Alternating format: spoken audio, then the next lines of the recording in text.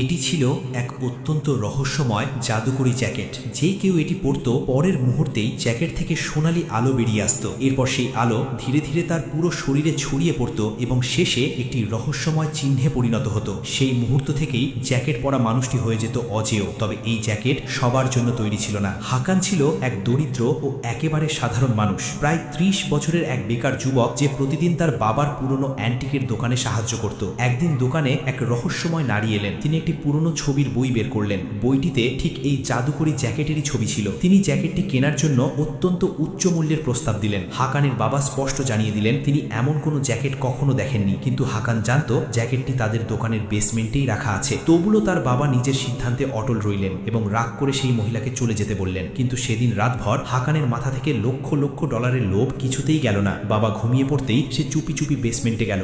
জ্যাকেটটি নিয়ে গোপনে সেই রহস্যময় মহিলার কাছে পৌঁছে গেল। জ্যাকেটটি দেখেই মহিলা এক মুহূর্ত দেরি না করে তাকে লক্ষ লক্ষ ডলারের প্রস্তাব দিলেন। ঠিক যখন চুক্তি সম্পন্ন হতে যাচ্ছিল তখনই হঠাৎ হাকানের বাবা সেখানে এসে হাজির হলেন। তিনি সঙ্গে সঙ্গে জ্যাকেটটি কেড়ে নিলেন, হাকানকে কঠোরভাবে বকাঝকা করলেন এবং চুক্তি বাতিল করে দিলেন। ঠিক সেই মুহূর্তেই হঠাৎ এক বন্দুকধারী সেখানে উপস্থিত হলো। হাকানের বাবা এক সেকেন্ডও দেরি না করে ছেলেকে নিচু হয়ে যেতে বললেন। পরের মুহূর্তেই গুলি চলল। নিজের ছেলের প্রাণ বাঁচাতে গিয়ে তিনি নিজেই গুলিবিদ্ধ হয়ে মাটিতে লুটিয়ে পড়লেন। মহিলার দেহরক্ষীরা সঙ্গে সঙ্গে হামলাকারীকে গুলি করে হত্যা করল। হাকান তার বাবাকে হাসপাতালে নিয়ে যেতে চাইছিল, কিন্তু তিনি তাকে থামিয়ে দিলেন। তিনি বললেন, আমাকে ইস্ট স্ট্রিটের একটি বিশেষ ক্লিনিকে নিয়ে চলো, ওটাই সবচেয়ে নিরাপদ জায়গা। ক্লিনিকে পৌঁছানোর সঙ্গে সঙ্গেই ডাক্তার তাকে একটি গোপন কক্ষে নিয়ে গেলেন।